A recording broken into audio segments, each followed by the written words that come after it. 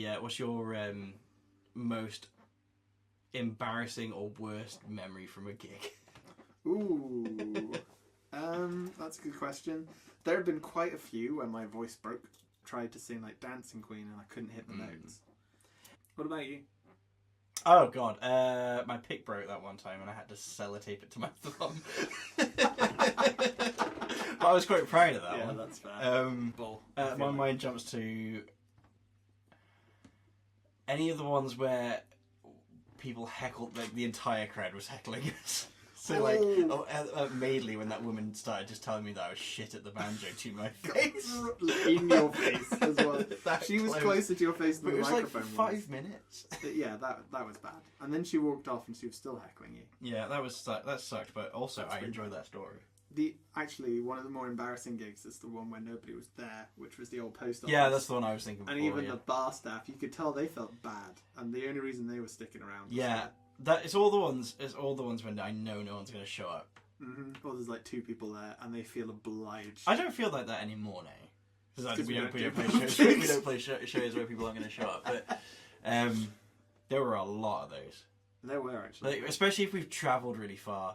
Like if we travelled for 2 hours and I knew that when we got there nobody was going to go there. But there were some gigs where they had the football on at the same time, and we were obviously in the way. What was the gig? They had the football on. There were loads of those. And then they had to mute it for our second half, and people were mad. That was one of the places in Shrewsbury, wasn't it? I think it was. I can't remember where it was. I just remember that being muted and people being really grumpy. Weddings. Most. We're not a wedding band. We played that one in that really fancy manner where it was just people walking in. Yeah. And they booked us, I guess, because they thought we did covers. But we did do covers, but they weren't covers that anyone knew. People always booked us. They'd see us live, and then they go, "Oh, we love you for our wedding," and we'd be like, "We're just going to do what you just saw." Yeah, but We I don't always do think they anything saw else." like one song. Yeah, Like, one or oh two yeah, we'll songs. book a wedding band based off of one song. I just remembered the wedding where Jamie was being attacked by horseflies. Oh my god, yeah.